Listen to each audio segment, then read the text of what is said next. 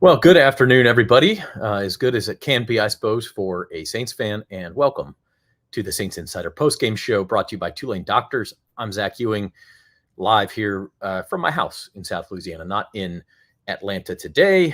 The Saints were in Atlanta today, and the Saints lose just an absolute gut punch, heartbreaker, whatever metaphor you want to use. That one was tough.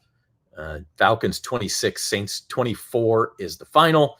The Saints scratch and claw their way back from a couple of really, really bad mistakes in the first half of that game. Turnovers that immediately became Falcons touchdowns, just back-breaking plays. But the Saints fought all the way back and took the lead 24-23 on Alvin Kamara's 1-yard touchdown run with exactly 1 minute to play. And, everybody knew that the Falcons were going to have a chance at a game-winning field goal at that point. But the Saints had done this. I don't know if they did it intentionally or not, but they had managed to make Atlanta use all three of its timeouts and bled the clock down to a minute before they scored. It looked for a minute like they were going to score with plenty of time left for the Falcons. So Atlanta had very little time left.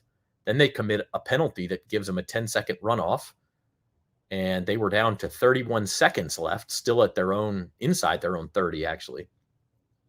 And then the game flipped again. A pass interference penalty on Paulson Adebo with Darnell Mooney, the intended receiver, and Adebo, not a lot of contact, but I think he did make contact early with Mooney, which is what the officials see there.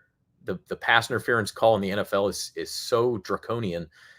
30 yards right there probably, well, it did cost him the game because the Falcons actually did not gain another yard from that point. That put the ball at the Saints' 40-yard line. Kirk Cousins throws three incompletions. It's 4th and 10 with 7 seconds left, and they have to try a 58-yard field goal from Younghoe Koo. And Younghoe Koo, who's frankly one of the NFL's best kickers and has been for a few years now, he drilled it. And the Falcons, at that point, only 2 seconds left. Saints tried the hook and ladder deal on the kickoff return, and it did not work. So 26-24, the Falcons win. This is your safe space. Saints for Life says decision-making terrible. We can talk about some of that. Let it out here. Keep it clean. We'll show your comments on the air and take your questions. Jeff Duncan will be along shortly to talk. And then we have Luke Johnson, Matthew Paris, and Rod Walker is our team on the ground in Atlanta. And when they get done with interviews and such there at Mercedes-Benz Stadium, they will hop on the stream too. Saint for Life. DL can't stop the run. O-line can't block. Poor decisions cost the team. I mean, your first 2 points there are kind of go against your decision-making. It's hard to make good decisions when the O-line and the D-line are getting beat. And for a good half of this game, I'd say they were. The Saints couldn't force running lanes. They couldn't protect Derek Carr at times, and the defensive line got very, very little pass rush on Kirk Cousins, which I think is kind of a sneaky key to this game. Ryan says it's the Adebo special. He's done it time and time again. He's a physical player. Physical players get penalties, and he got this one certainly at a bad time. I think he thought he had gotten away with it. I mean, he turned around, and it seemed like a legitimate celebration. Sometimes, guys will celebrate to make it seem like, oh, hey, that wasn't pass interference. That was just me making a great play. I think he thought he got away with it. And it wasn't, like I said, it was not a lot of contact. We can talk more about that. But that was obviously just, that was the game right there. If that flag is not thrown, the Falcons have, I think, 23 seconds left it was. And they're still back at their own 30, and they've got 3rd and long. I guess it wasn't over, but certainly it takes the Falcons from about 10% to win the game to, probably better than 50-50 at that point. Stussy says too many injuries. We'll talk about that too. The Saints at the end of this game were down 5 regulars from their opening day lineup plus Willie Gay. So make that 6 regulars for today. I don't know. Taylor, after Adebo's second penalty, should have been benched, and Kool-Aid should have taken over. Falcons were targeting him. I think the Falcons were not targeting Marshawn Lattimore. Paulson Adebo is a good player. He's a physical player, and he gets penalties and caught a bad one there. I don't know if benching him is the answer, but that's certainly a tough one. Marcus says after a month of sample size, this might be what we see. Amen to that. Up and down all season long. Saints are 2-2. That's the bottom line. I think most fans, tell me if I'm wrong, most fans would have taken 2-2 after 4 games, given the schedule and what we thought the Saints were. But the fact that they were 2-0 after the game in Dallas, and the fact that they had the lead in both of these past 2 games in the final 2 minutes, it's pretty tough to swallow. Pretty tough to swallow. Last week, Dallas Goedert gets loose. A couple of Saints defenders run into each other. He gets 61 yards. They end up scoring the winning touchdown. The Eagles do. This week, it's Younghoe Koo with the 58-yard field goal with 2 seconds left, and the Saints lose another heartbreaker. They're 2-2, and guess what? Now they got to go to Kansas City. Craig says, reality, we beat ourselves. Yeah, yes. And we can go ahead and go into that, I think. You just cannot make the types of plays the Saints made in the first half and expect to win games in the NFL. And I'll back that up statistically. I got this here somewhere. The Saints, the NFL teams that are, I did this a couple different ways, but one way I did it, NFL teams that were underdogs, okay? Like the Saints were 3-point underdogs. I think maybe 2.5-point underdogs in this game. NFL teams that are underdogs and give up 2 non-offensive touchdowns, okay, like the Saints did, the muffed punt by Rashid Shaheed that gets recovered in the end zone, and then the tip drill interception that gets returned for a touchdown. Teams that are underdogs and give up 2 non-offensive touchdowns in NFL history are now 16 and 355. So what's that? That's less than a 5% winning percentage. So you're basically like 96, 97% to lose the game if you're an underdog already, and then you give up those 2 plays. So that's where they lost the game. That's where they lost the game. And I guess the tip drill interception, it's a nice play by Matthew Judon to tip that ball up. It's kind of bad luck. I mean, that ball pops way up in the air and gives Anderson time to get underneath it, and then he's got a clear path.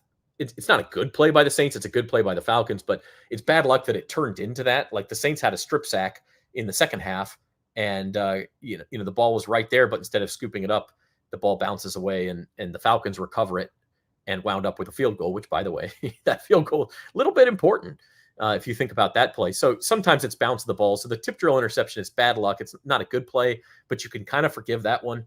The one that kills me, guys, the one that kills me is the Rashid Shaheed muff. And I hate to single out a guy, and he had a good game besides, and he's obviously off to a great start in his career in New Orleans. He's a good player, and he's going to win games for the Saints, has won games for the Saints. But that one, man, not only are you fair catching the ball inside your own 5, but you're doing it twisting and turning and trying to catch it in the corner. I guess he didn't know where he was on the field. But I would think at that point, no matter where you are on the field, if you're not comfortable that you can catch that ball, just get the hell away from it. Just let it bounce. Yell Peter. Who cares if you lose a little bit of field position? That ball might have gone out of bounds at the 3. It was a great punt, but you can't try to catch. You shouldn't be trying to catch that ball in a regular situation, but twisting to the side, and you can't try to catch that ball. And the Saints get punished in the most severe way possible. Not only did he muff it, but he muffed it backward. Not only did he muff it backward, but it bounced into the end zone. And not only did it bounce into the end zone, but it stopped. It could have gone out the back of the end zone and been a safety, but instead it stopped where there's like 5 Falcons, and there's no chance that they're not going to recover that at that point. So, I mean, my gosh, man. Defense comes out, gets a stop. Defense was great today, by the way. The Falcons didn't score a touchdown. Didn't score a touchdown on offense. Had 4 field goals, and then the two touchdown special teams and defensive touchdowns. That's how they won this game. Just a brutal outcome. Rashid Shaheed cannot make that mistake. You just can't do it.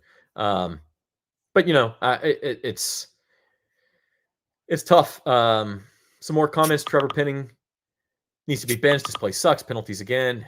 He's not good, but I don't know that you have better options, especially when you're already replacing 2 starters on that offensive line. Severio, I hope you're pronouncing your name right. Offense stalled after Hill went down. Yes, it did. He got touchdowns on each of the Saints' first 2 drives. It looked like they weren't going to let those early mistakes bother him because they were just going to shove the ball down Atlanta's throat all day. But instead, Hill goes down, and especially in short yardage, you see it. Especially in short yards, this team cannot get the ball in the in the end zone. Stussy says Dennis Allen's job could be hanging by a thread. 2 weeks in a row, defense given a chance to ice the game and couldn't get it done. Don't think in 2 weeks. Obviously, a very tough game against Kansas City, then a tough game on a short week against Tampa. They could be 2-4, but I think Dennis Allen's still the coach of this team at that point. They're going to have to show something. But the fact of the matter is, Stussy, they could be 4-0 very easily. Very easily. And yeah, the defense was the one on the field at the end, but the defense played pretty damn well most of the day today. Jeff says they lose another winnable game. That's just it. You can't afford too many of these and expect to make the playoffs. Art kicked the field goal. I'm assuming you're talking about the second to last drive. I disagree with you on that one. You kick the field goal there, and Jim Derry was arguing with me about this too. But if you kick the field goal there, first of all, you're giving the Falcons the ball back at the 30, right, instead of at the 6 or wherever they got it. So field position is different. So they don't run the same offense. There's no guarantee you're getting a 3 and out. So what you're asking for is for Blake Grupe to make the field goal, for the defense to get a stop, for the offense with much worse field position than they got to march all the way down, for Blake Grupe to make another field goal, and then for the defense to get another stop. And that's just to force overtime. Then you got to win in overtime. That's 5 things that need to go your way. Whereas if you're, if you go for it on 4th down there and you score, okay, and then you stop the Falcons, you probably win the game. That's 2 things that need to go your way. So I disagree with you on that one. Same thing with Marks, just take the field goal. I don't agree with that. I think that was the right call. And the problem was the 3rd down play got blown up and it made it 4th. They were hoping Kamara would get 3 or 4 yards there and it'd be 4th and goal from the 2 or the 3. But instead it was 4th and goal from the 6. But at that point, I guess you could say kick the field goal. But again, you need 4 things to go your way in that scenario. And yeah, a couple of them, like Grupe to make a short field goal, he's probably going to do it. But you need a lot of things to go your way just to get to overtime. And in overtime, you're playing on the road with 5 starters out due to injury. So you're less than 50-50 to win that game in overtime. I guess you'd have momentum. So maybe, it's, that brings it back to 50-50. But you need all those things to go right just to get to overtime if you kick the field goal there. So I disagree with that one. Saint for life, Kansas City can have a field day when they play us. I don't know if I agree with that. Kansas City hasn't had a field day with anybody. See how they do against the Chargers. But Kansas City is 3-0, but they could easily be 0-3. Easily. Remember Isaiah Likely's toe out of bounds on opening night? Then they kicked a field goal to beat the Bengals by 1 point. And then they get a pass interference call against these same Falcons, or get a pass interference non-call against these same Falcons, and survived that game last week. The Chiefs are not, they're good. They're good. I mean, they're going to be favored. I wouldn't pick the Saints right now, but I don't think the Chiefs are going to have a field day. We'll see what the injuries are like. They get the extra day. Saints gave the game away. Hard to argue with that. They sure did. First half, they gave the game away. Marcus says, too bad Taysom Hill is not more durable. The thing is, he's actually been, for the type of player he is, he's been pretty durable throughout his career until this year. And the chest injury last week, he had the abdominal injury this week. And that offense is absolutely different without him. Jason says last year, everybody wanted DA to be more aggressive. This year, he's more aggressive, and we don't get him, and they're mad. Yeah, I mean, he can't win in that scenario. You got to execute, right? It's not the decision, it's the execution. And, Rashichi had a chance at that 4th and goal play on the first drive. One-handed catch would have been really difficult. The coverage was good. Throw was okay, not great. He would have had to make a spectacular play. But even then, like, what was there? 350 something, 354 left or something when that happened. So they score there and go up 24-23. I mean, shoot, Atlanta's got all day to go down and try to get some points. And if they don't get it, the Saints are going to have to kill the clock and they can't run the ball. And I don't know. I mean, even if he gets it, that changes everything. So we'll see. Yeah, Donna, this is, you summarized it well, Donna. Second straight game we gave away will definitely come back to haunt us. It sure feels like that. 2-2. Tampa Bay Buccaneers beat the Philadelphia Eagles today. They're now in first place at 3-1. Jason says going for it was the right call. I agree. And it worked out, by the way. The Saints didn't get it, but part of the equation in going for it there is if you don't get it, the Falcons are backed up, which they were at the 6. If you get a stop, which the Saints did, you get good field position. They got great field position. They got the ball at the 42 and went down and scored with a minute to go. It worked out perfectly. Just not after that. So It's tough, man. It's tough. Tough game. Jeff Duncan is on. Before I bring Jeff on, need to let you know that this season's Saints postgame coverage is brought to you by Tulane Doctors. Now at East Jefferson General Hospital, Tulane Doctors are bringing academic medicine to more patients in new communities. Look for the shield to know the future of medicine is here. Call 504-988-5000 to schedule with any Tulane doctor or visit tulanedoctors.com.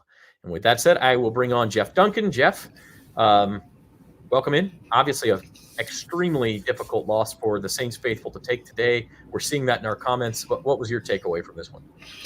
Yeah, I heard you talking about the late decision making by Dennis Allen, and I was fully on board with his aggressive mindset there. I thought you had to go for a touchdown. You didn't know if you're going to get back down there. I thought it sent a message to his team about the approach they were going to take. And look, it didn't work, but they didn't score, but it ended up working out because they got a quick 3-and-out. Were able to get the ball back deep in Atlanta territory and get a go-ahead score. And it's just a very difficult loss because it was really kind of an opportunity squandered. You had a chance to steal a win, stay in first place in the division early on, and really put the Falcons in a big hole if you win that game. They would have been down 2 games to both the Saints and Bucks in the division, would still have to go to New Orleans. So really Atlanta really, I think, feels very fortunate today to get a win the way they did. The late pass interference call, that's the way the Saints play, Zach. They live and die by that aggressive approach. And unfortunately today, it came back to haunt them late. Yeah, no doubt about it. And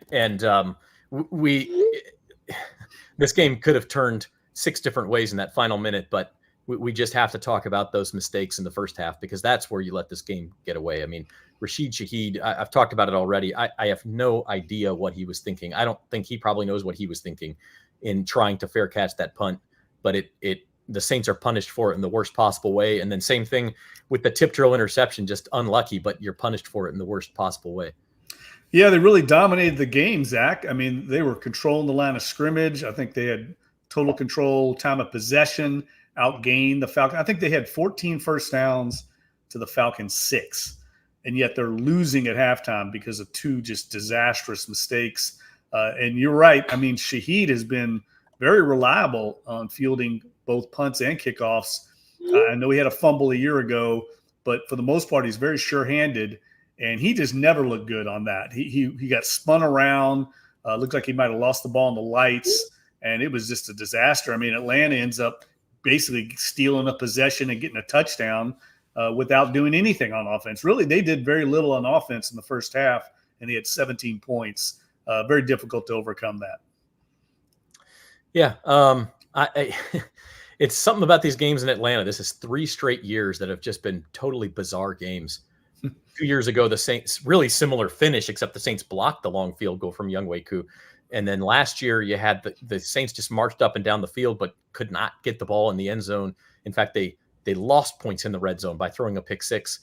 And then today, just a totally weird situation. I mean, I don't even know what to say, but I will say this, and I see a comment in here, the Saints have a Dennis Allen problem. For them to overcome those crucial mistakes and all the injuries that they've had today, 5 starters not playing by the end of that game, they showed a lot of grit, I think, to get back in this game and take the lead. Now, you got to finish these games, but for the second straight week, they really did, I think, show a lot of grit.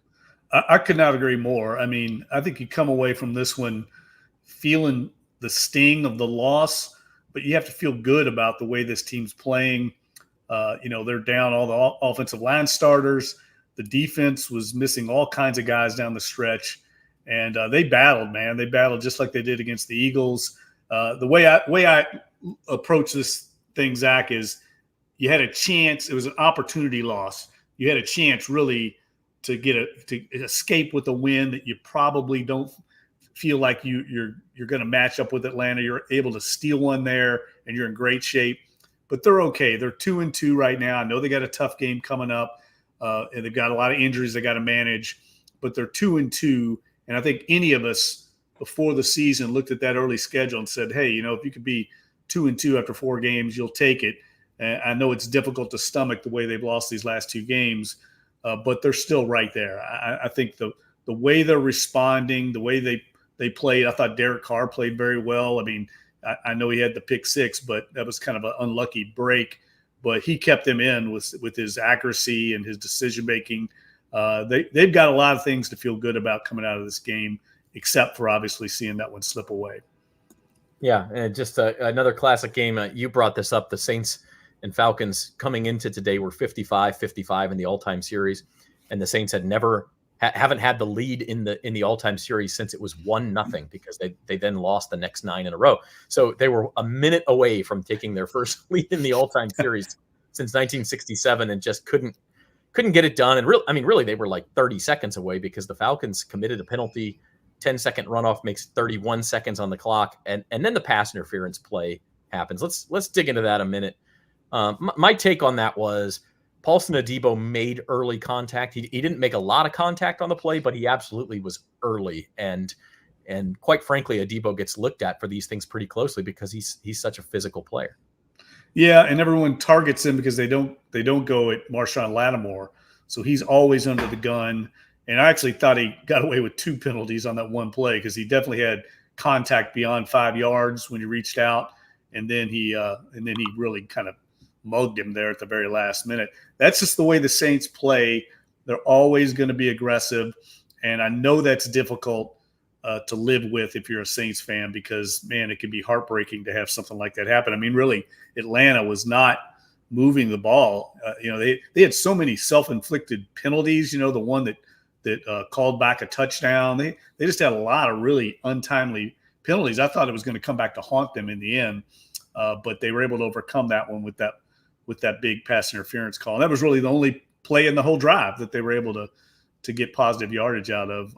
And that's happened so much to Paulson Adebo. I think you're right. I think the officials know he's grabby and handsy. He's not the fastest guy in the world. So when somebody like Darnell Mooney gets behind him, he's going to have a tendency to reach out and grab him like that.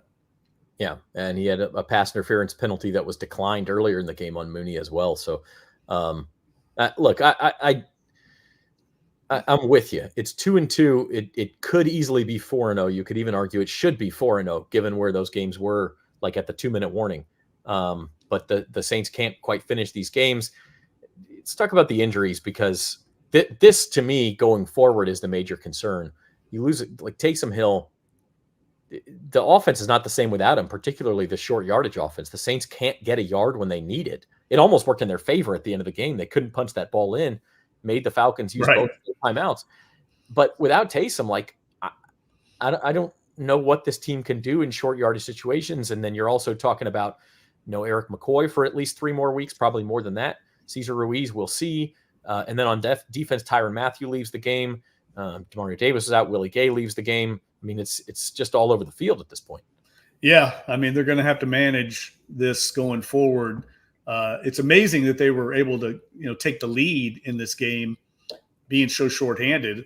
And you're right. Once Taysom Hill went out, the offense wasn't the same. I mean, I know that the Falcons adjusted a little bit defensively. I think the Saints had 68 rushing yards in their first 2 series, and they ended up with about that much the rest of the game on the ground. Atlanta did a good job of shutting them down, but I think a lot of it had to do with no Taysom being out there. We'll see how injured he is. I mean, an abdomen, it didn't look good the way he came out the field kind of gingerly.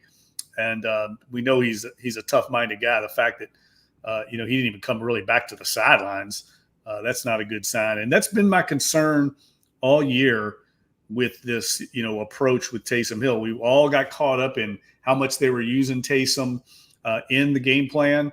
But there's a reason that, the Saints in previous years did not use him that much because of this exact reason. You really get banged up, and they need Kendre Miller to come back and be a factor for them at running back. I think that'll help Alvin Kamara a lot. It's obviously going to be a big factor if Taysom Hill is out because you can just see it coming, Zach. I mean, Alvin's taking some big-time hits. I mean, he's really showing a warrior mentality out there, but he's about all they have right now in their backfield. And eventually that's going to take a toll as well. Yeah. Alvin Kamara for the second straight week had over 25 touches. He had 19 carries for 77 yards plus 8 catches for another 42 yards. So he goes over 100 yards again from scrimmage. And his last touch was the touchdown where, to Alvin's credit, I mean, guy Saints legend, right? Like he lowers his shoulder, second effort, gets the touchdown, puts the Saints ahead. And at that point, you think everything's working out because, again, forced the Falcons to use their last 2 timeouts, took an extra 40 seconds off the clock. I guess ideally you score on 4th down, but you certainly don't want to leave it to that. So they did what they could and just can't get it done. JC says no win is easy for the Saints. You must have short-term memory loss, man. Their first a couple weeks ago, they had a couple of easy wins, like the easiest wins imaginable. Jay Kaner out there in the 4th quarter. Okay, here's the thing, man. These games are always going to be like that. I think we all predicted a very close game, and whoever got the ball last, you just kind of had a feeling whoever had the ball last was going to win this one. It just was hanging in the balance, and man, a tough call against the Debo. But I actually came away feeling good about the Saints. I know it's hard to hear right now. I get it. I get it. Losing sucks, and it's very difficult to lose that way. A 58-yard field goal. And that was a no doubter. I mean, I think it was good from 62, probably. Yeah, I mean, it just never wavered. That guy's an unbelievable kicker. What a weapon he is. But I think you still have to come away feeling good about the Saints' mindset. I thought they really played well in the run game. Both sides of the ball, they kind of kept the Falcons under control for the most part. If you looked and saw what Atlanta was doing, they were giving up underneath stuff. They were dead set. Raheem Morrison, the defensive staff, dead set not letting the Saints get any explosive plays downfield. And the Saints were able to run the ball because of that. But I think the largest play the Saints had in the game was 25 yards. So they just decided we're going to give up this underneath stuff, make you move in bites, not chunks. And it almost paid off for them. Well, it did pay off for them, I guess, in the end. But the Saints were able to move the ball pretty easily between the 20s for sure, getting down close. And I thought the decision to go for the touchdown there with 4 minutes left was definitely the right call. And I think it proved itself as the way that thing played out. Yeah, no, I agree. I mean, we can't know how it would have played out had the Saints kicked the field goal there or not. But as I was saying earlier, if you kick the field goal there, first of all, you're giving up the field position that you forced the Falcons into. So even if you get a stop, you've given up probably 30 yards of field position. Yep. And the second thing is you're essentially playing for overtime. And if you're playing for overtime as a road underdog who suffered 3 more key injuries during the game, I just don't think that's good strategy. Yeah, no, I think that's what DA was reading was his team was injury riddled. They have a chance to steal this one. And also send a message, I think, to the players. We're here to win. And I think they responded that way.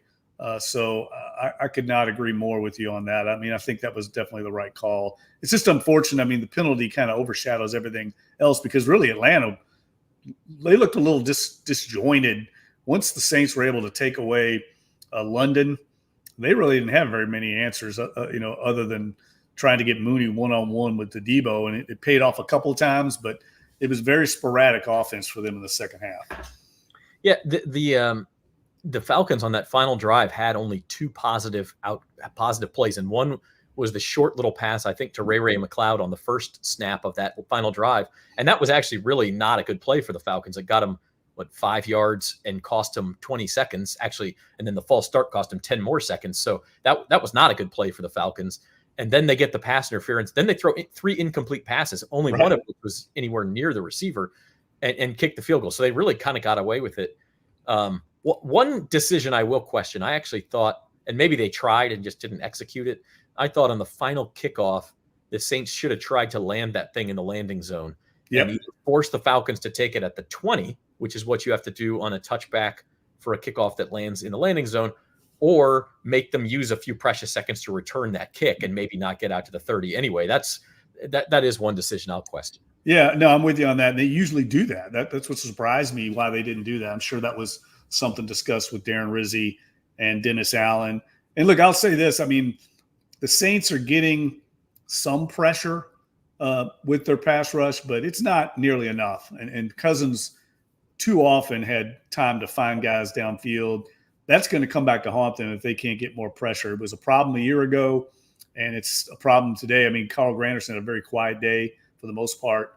Saints are going to have to get more pressure, especially if, Alante Taylor's sidelined for any amount of time back there, because you can't cover all day long. Yeah, I'm glad you brought that up, because I thought the Saints offensive line obviously had some problems, but I actually would argue the defensive line may have played worse. They were okay in the run stop, but I mean, there was just no pressure at all on Kirk Cousins throughout the game. And that's what they had to do. They had to get after him, move him off his spot. He's not the same guy when he's on the move. I know his numbers have been pretty good in that area this year, but that's not his strength. But the coverage was excellent for the most part all day. You could see the Saints. I really like their body language in this game. I'm a big believer in that. And you could see the Saints were dialed in. They had a very aggressive mindset. I thought they were taking it to Atlanta. They just had too many huge mistakes at the wrong time to overcome. And this game, it was obviously huge for Atlanta. But, man, the Saints, they had a real chance to steal this one and go into this Monday night game with a little momentum. Now they're on a 2-game losing streak, and you got to play the Super Bowl champions on their home field. It's going to be tough. Yeah.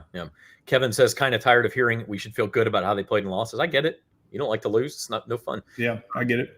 A comment from Cav Pilot, and this kind of gets to the point. You get 91 points in 2 games and then look like the 1980 Saints. So we're all still sort of asking that question, who are the real Saints? And they got Kansas City next week. And as I mentioned earlier, Kansas City's 3-0, but they haven't looked dominant in any stretch of the imagination either. And so I think the Saints, it's not like they're drawing dead in that game. I mean, you got a chance. But I think to the larger point, Jeff, I remember having conversations this time almost exactly a year ago. And like, I think, I can't remember what game we were in. Maybe the Saints lost in Houston. We're on the road and we go out to eat and watch the Sunday night game. And it's like Cowboys-Niners. And you're looking at it going, the Saints couldn't play with these two teams. They don't look anywhere near as good as these two teams or other other Super Bowl contenders, frankly. This year they do. And I know the record's the same. They're 2-2. But it doesn't feel like the Saints have no chance in Kansas City. It doesn't feel like the Saints have these major issues they have to figure out. I mean, to me, they look like a playoff contender. Yeah, I agree. I mean, that defense is legit. They don't give up anything easy. They get after you. That's going to be something that they can fall back on all year. I think it's going to be big against the Chiefs on Monday night. The Chiefs has an excellent defense, very aggressive as well, but they just can't afford the mistakes that they had today. I mean, they just can't give up 2 scores, on defense and special teams. They're not good enough to do that on the road against a good team. But I do think when you look at how well coached the Saints are, I know people are going to question that, but just look at that game today. Who had all the penalties? Who looked completely disjointed on offense? The Saints really hardly ever shot themselves in the foot with penalties. I thought they played a very clean game, and they were able to mask some of their injuries in the course of the game. When guys went out, they were able to kind of cover that up. That never really came back to haunt them on either side of the ball with their shorthandedness. And that's coaching. That was really good adjustments that they made and almost pulled it off. They came up just a little short. And, I mean, look, it took a record field goal to beat them.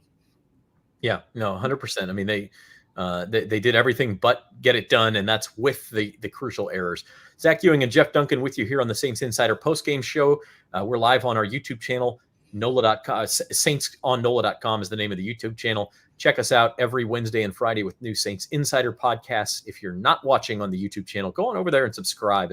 We don't just post podcasts over there. We post some other videos. It's the best place to watch and comment live, and hit the like button while you're at it, or tell your friends about us. We're going to take a quick break and get our word from our sponsors in, and we'll be back with more on the postgame show right after this. Fellas, it's clear why Caesars brought us together. This is the ultimate quarterback roundtable. I think I know why we're here. What? Quarterback, high school, Oklahoma? I thought that was a musical. Guard, I think you're here because when people use Caesars Sportsbook, they earn with Caesars rewards. Things like celebrity chef dining, Vegas vacations, even tickets to your show. This app is over the top. There's the idea. Bet with Caesars Sportsbook. Earn Caesars rewards and see your favorite quarterback, Garth Brooks, in concert. Hey, you can't throw like that.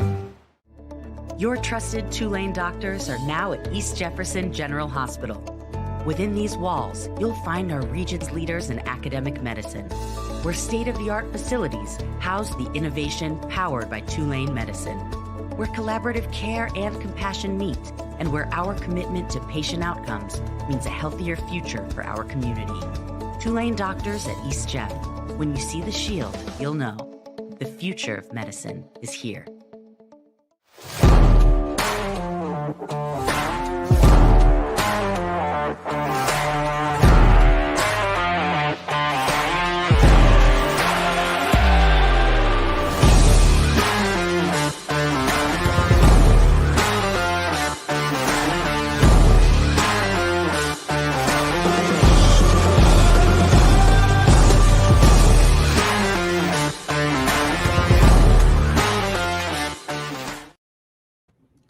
Welcome back to the Saints Insider postgame show. Zach Ewing with Jeff Duncan here, talking about the Saints' 26-24 loss to the Atlanta Falcons. We've got Rod Walker there in the Mercedes-Benz Stadium press box. We're going to have him join too. Let's see if we can make this work. There we go. Rod, can you hear us? I can hear you. I don't know if you can hear me because Kirk Cousins is up on the big screen here. So we can. I think we can hear you and Kirk. If it becomes too much, we may have you sit out until Kirk's done. Do what? What is Kirk saying on the loudspeaker? We just talking about how they kind of, he thought they just made enough plays. It's just a post game. It's his post game wrap up. Yeah.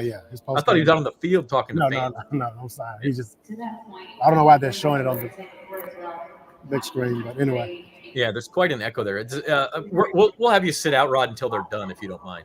That way you can get work done. Yeah, we'll take Rod out, Jeff. Just all the background noise there, but Rod Walker will be joining us from Atlanta here in a few minutes when they're done blasting the press conference through the loudspeakers. We were talking before the break, Jeff, about the Saints and what's up next. They got the Chiefs, and how the Chiefs have not been dominant. They're down 10-0 at the end of the first quarter to the LA Chargers right now. Yep. So I don't know if that's a good thing or a bad thing for the Saints. You might get a pissed off Chiefs team next Monday night, but I don't think this is the Chiefs team where you go in and you're like, man, we got a 10% chance to win. No, I totally agree, man. I think they're offensively really struggling right now. Kelsey's not having a vintage Travis Kelce start. And, I know they're trying to run the ball a little more, but they're definitely out of sync a little bit offensively. But the defense in Kansas City is legit. We know Steve Spagnuolo. He coached here a year, one of the more aggressive defensive coordinators in the league. There's going to be a real chess match on Monday night between that Chiefs defense and Derek Carr. And I thought Derek Carr today, for the most part, kept the Saints in that game. He had some big-time throws on third down, was very accurate, very composed. I know he had the pick six, but, again, you have to come away feeling good about, the balance that the Saints have right now. If they can get Kendre Miller out there, Taysom Hill if he's not hurt that bad, the running game should continue to be effective with, especially the way Alvin Kamara's run the ball. I think he's looked tremendous this year. Whether he comes back to New Orleans or not, I don't know, but he's making himself some money with the way he's carrying the football this year. Yeah, no, I'm glad you said that about Carr. Let's get his numbers here. He finishes 28 of 36, 239 yards. Did not throw a touchdown and had the pick. So it's not, a rating of 82.8 statistically doesn't look like a great game, although, you'll take 78% completion. But he managed the game. And I know there's sort of a negative connotation to that, but he made the throws when the Saints needed them. He did have the turnover, but it was a fluky type play. And I think just in general played well enough to win. Let's put it that way. Yeah, he kept them in it. He kept them within striking distance. There's a thing called game pressure, and I think the Saints were able to, apply that throughout the game by not going away. When you just hang around like that, you give yourself a chance. And Atlanta had a big chance to make it a 2-score game. In a game like that, it was huge. And they just had too many penalties. They had so many self-inflicted wounds with penalties that, especially offensively.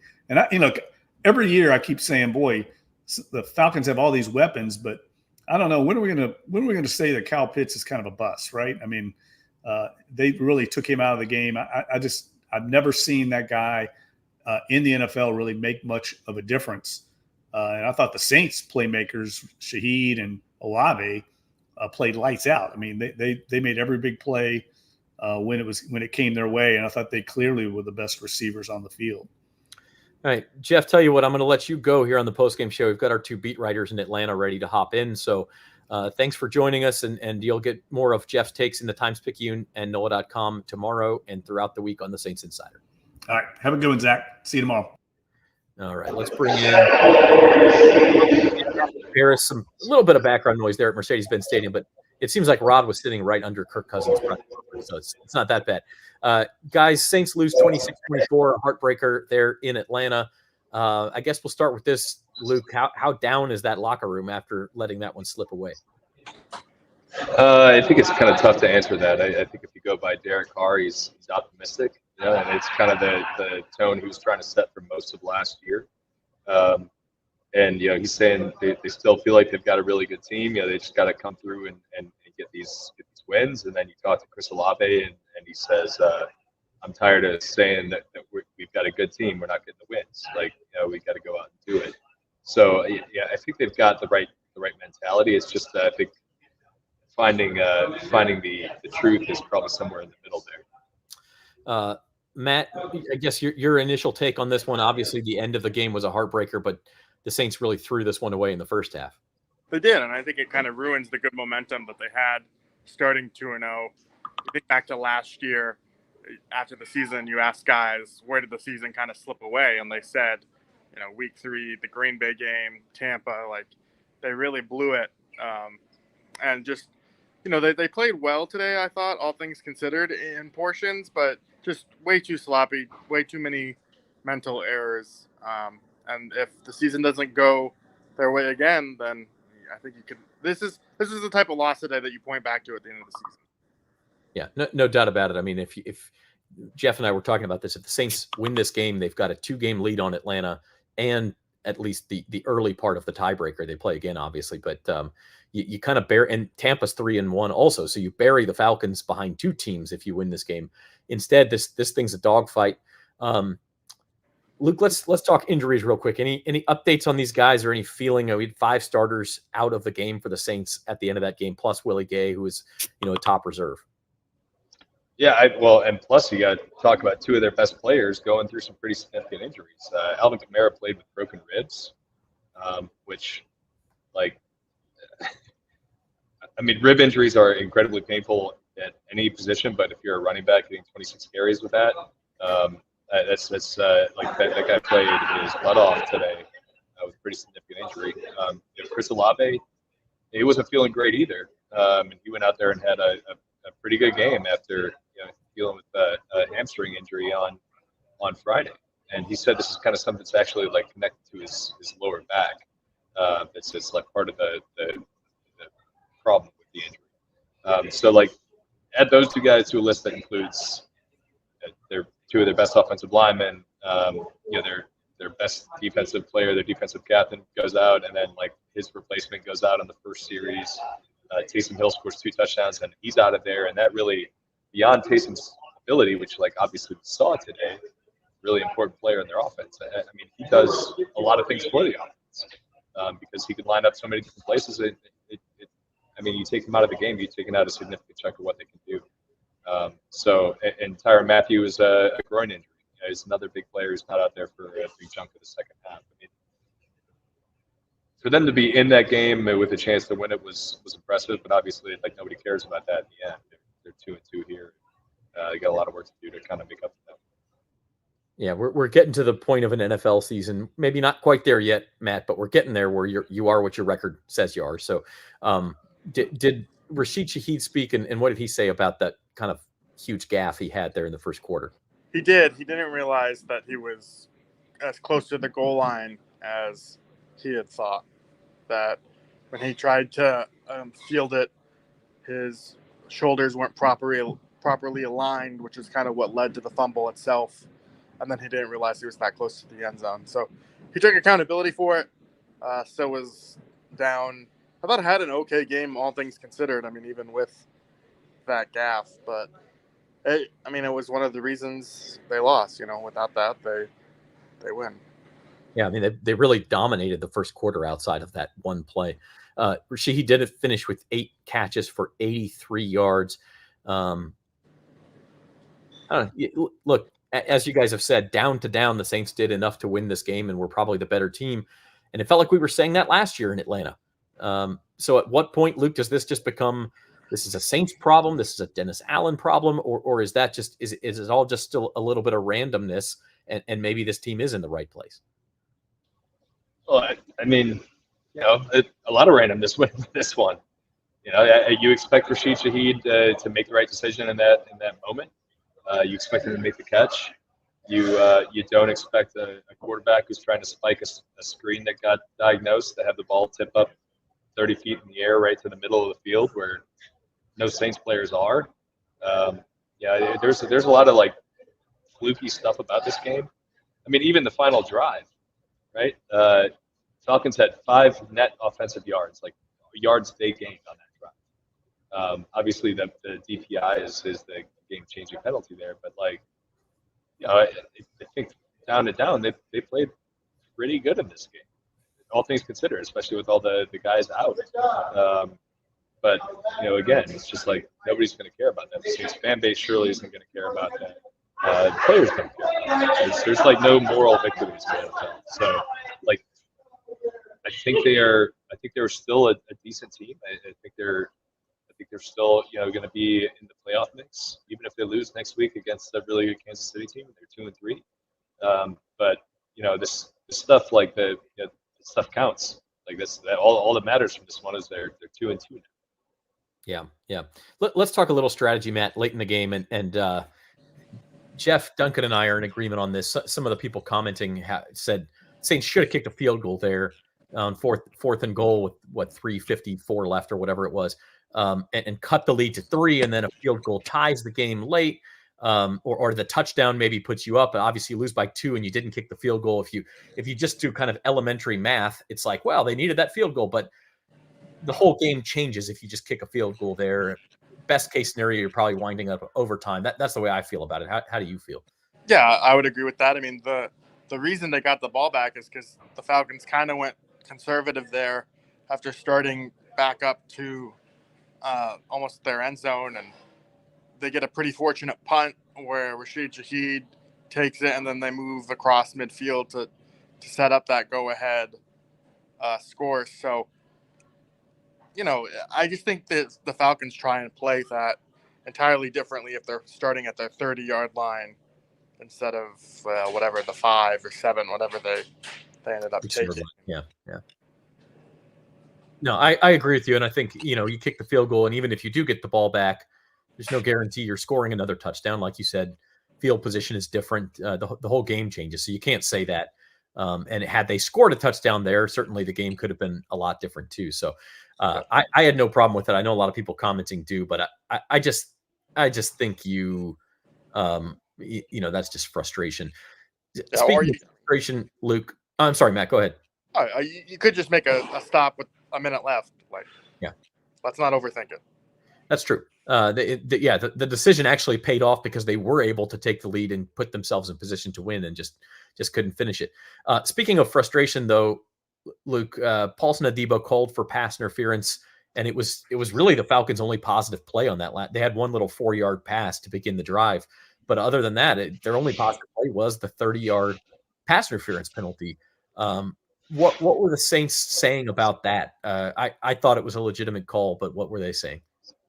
They chose not to comment on the call itself. Dennis Allen said he wanted to look back at the tape because this stuff's all happening on the sideline. Guys are running 15, 20 miles an hour right in front of him, so he didn't have a take on it. But I think this is just kind of what you live with Paulson Adebo. He's a very physical player who commits a lot of penalties. This has been who he has been throughout most of his career. And there are good sides of that and there are downsides of it. And we've seen it twice now in the last 2 years where he's committed these pass interference penalties late in the game. Happened against Green Bay last year during that big comeback. Through a big DPI against him, happened today. It's part of what you're living with that player. They got to. I'm sure there's going to be a teaching point where you're like, if you're playing this tight a game and you can't be as physical as you normally are in those situations. Especially considering who the Falcons have on the other side of kicker. But yeah, I mean that was a decisive play. It's like you said. I mean, I think they ran like 7 plays on that drive and had 1 completion, and the DPI was enough to set them up for a game-winning field goal. Yeah, and when you've got young Wei Koo, that's all you need is to get to the 40, and you're probably good. Before we let you go, I want to get both of y'all's takes on this. These are our Times-Picayune Saints beat writers live from Atlanta here on the Saints Insider postgame show. Last year, and I can't remember, Matt, you hadn't started working for us, I don't believe, at this time. So it must have been you, Luke, and Jeff Duncan and I who were talking about how the Saints they were 2-2 last year also, and then they were 3-3 and all these things, but they just didn't look like a team that was a playoff contender. You watched on TV again, the Cowboys would play the 49ers, and we would say the Saints don't look like they belong on the same field as those teams. And that wasn't entirely true. It's a little bit of an overreaction by us probably, but I would argue that this year it feels different. It feels like they do belong out there with some of the top teams, and that some of these problems are, fixable, and they could get this thing pointed in the right direction. How do you feel? Matt, you want me to take away? I can go first just as an outsider like you. I mean, I've been covering this team a year now, but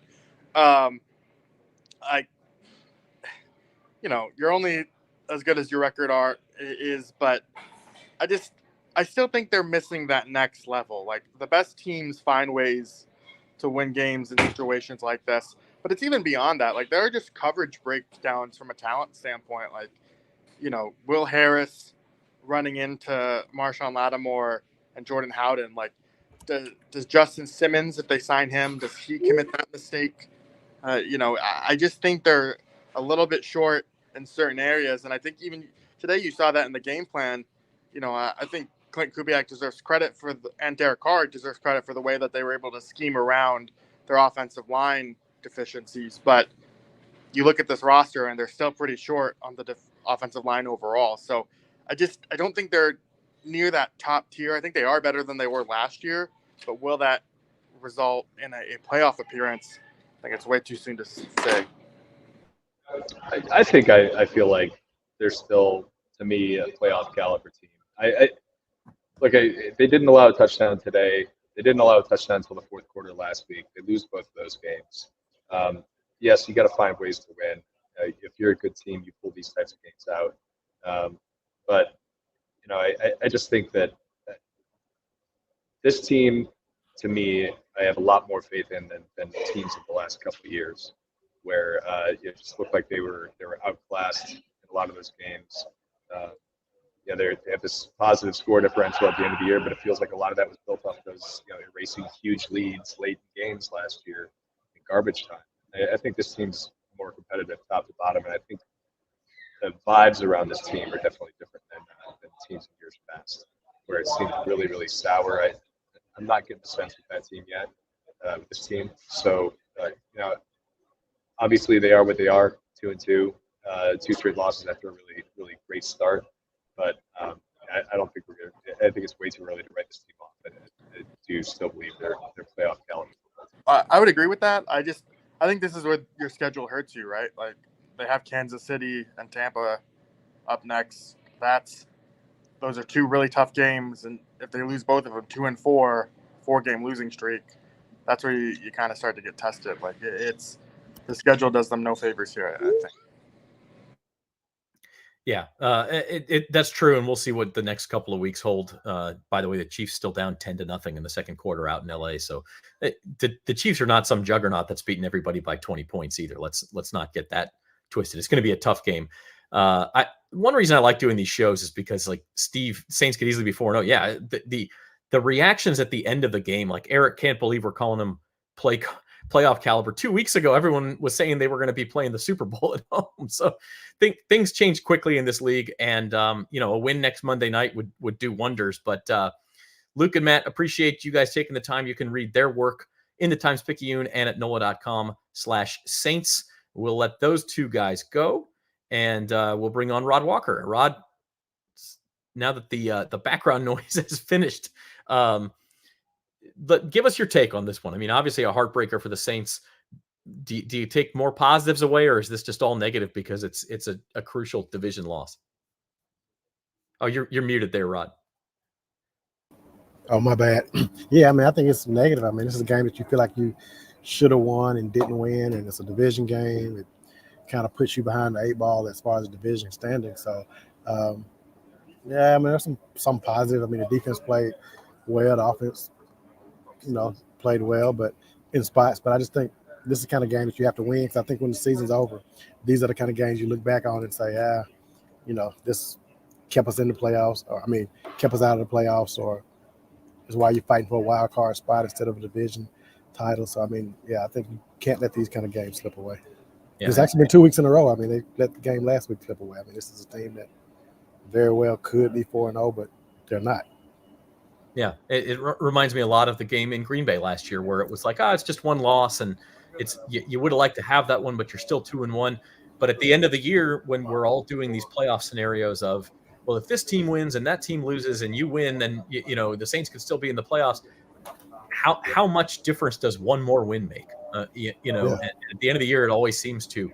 Having said that, and I talked with the other guys about this too, this team feels a little bit different than last year. To me, they do feel more competitive against some of these top teams. Now, again, you got to finish those games and get wins, but I would say this team is closer to doing that maybe than last year's team was, or the year before. Yeah, I agree with that. And I think one of the things is this team isn't – last year's team was boring. This team isn't boring. So, the offense is able to do some things. And so, you feel like they could – there's not a team on the schedule, especially the team that's left. Maybe you say Kansas City on the road on a Monday night, but everybody else, you feel like this team is good enough to beat. Like, there's not a game on the schedule that you automatically think is an L with this team. Last year, there were some games like that. Yeah. The first half miscues in this one, the Rashid Shaheed play that just can't happen. And then the Derek Carr interception, probably chalked that up more to bad luck, but didn't protect the play well, I guess. Those are the sorts of things and the sorts of reasons why teams that should make the playoffs don't. And those are the sorts of things that the Saints can't do. Yeah, it shows you how thin that line is between winning and losing in this league. Those little plays add up to wins and losses. And today it was those 2 big plays that really hurt the team. Or just take one of them away, and the Saints are, probably 3-1 now. But they're not, because of, a boneheaded play by Rashid, and the other play, like you said, is probably a little bit more luck than anything on there. But luck hurts you too. I said this earlier. Teams that are underdogs coming into the game, as the Saints were, and give up 2 non-offensive touchdowns and don't score any of their own, are now 16 and 355 in NFL history. So the odds are completely stacked against you once that happens. Yeah, and this is, again, you kind of look at last week's game. I think it was some of the same stuff. That you look at everything that happened and you say, okay, this is enough that you should be able to win the game. And they just couldn't overcome it today again.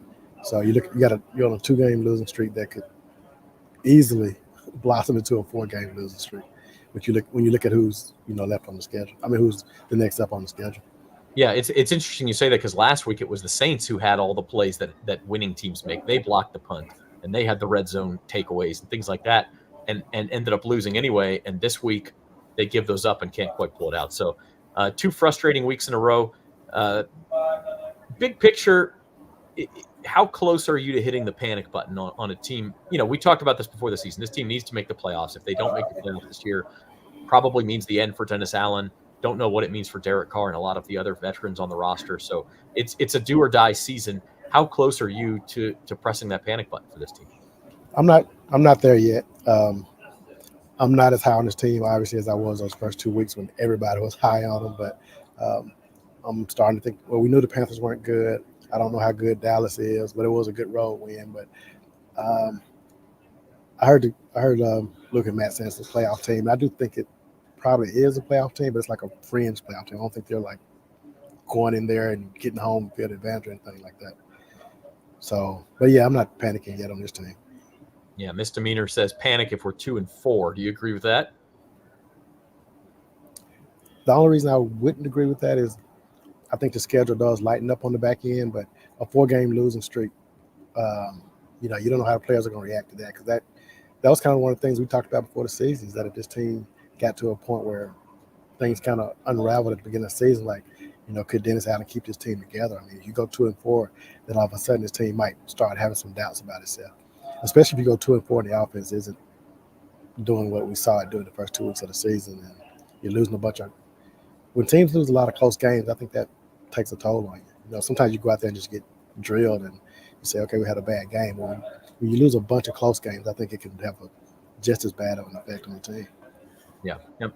Lots to talk about this week. We'll have Saints Insider podcast on Wednesday and Friday. Rod's writing his column that's up on NOLA.com now, and we'll have plenty of coverage throughout the week. Thank you all for joining us on the Saints Insider postgame show. It's sponsored by Tulane Doctors, and we will see you next time